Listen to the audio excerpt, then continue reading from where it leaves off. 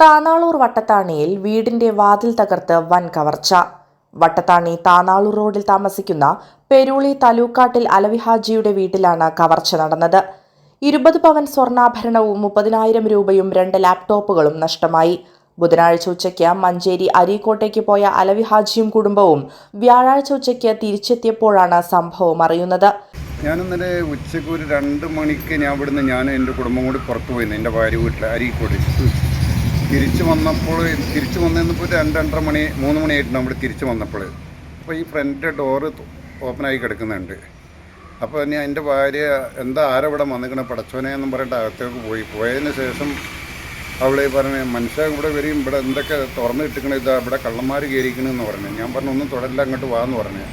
അപ്പോൾ പിന്നെ തിരിച്ചു വന്നപ്പോൾ വീട്ടിൽ അൽമറ 2-3 കുത്തിപ്പൊളിച്ച് കിടക്കുന്നത് കണ്ട്, പിന്നെ അതുപോലെ തന്നെ എൻ്റെ വീട്ടിൽ നിന്ന് ഒരു 20 പവൻ സ്വർണം എൻ്റെ മകളുടെ കല്യാണത്തിന് വേണ്ടിയിട്ട് പൊളിച്ച് വെച്ചിരുന്നത് അത് പോയിട്ടുണ്ട്.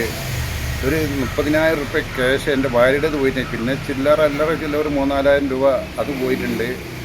പിന്നെ 2 ലാപ്ടോപ്പ് വില പിടിച്ചതിന്, ഒന്ന് മോൾ ഉപയോഗിക്കുന്നു മോൻ ഉപയോഗിക്കുന്നു ആയിട്ട് അങ്ങനെ 2 ലാപ്ടോപ്പ് പോയിട്ടുണ്ട്.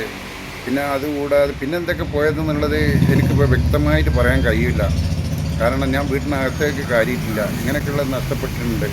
അവിടെ നമ്മുടെ വീട്ടിനകത്ത് പിന്നെ വളരെ കത്തി എടുത്തിട്ടാണ് ഇപ്പോൾ അവിടെ പിന്നെ 2 ഡോറ് പൊളിച്ച് വെച്ചിട്ടുണ്ട്.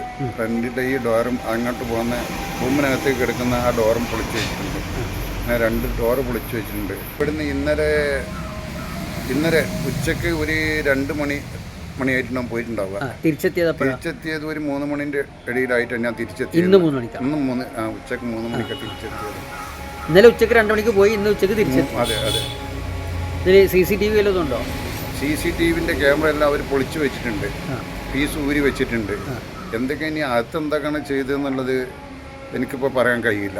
അത് നോക്കിയതിന് ശേഷമേ പറയാൻ പറ്റുള്ളൂ. പിന്നെ ഒറ്റയടിക്ക് എന്താണ് എങ്ങനെയൊക്കെയാണെന്ന് അതിപ്പോൾ എനിക്ക് പറയാൻ പറ്റുന്നില്ല. സാധാരണ വീട്ടിലാരൊക്കെ ഉണ്ടാവാറ്?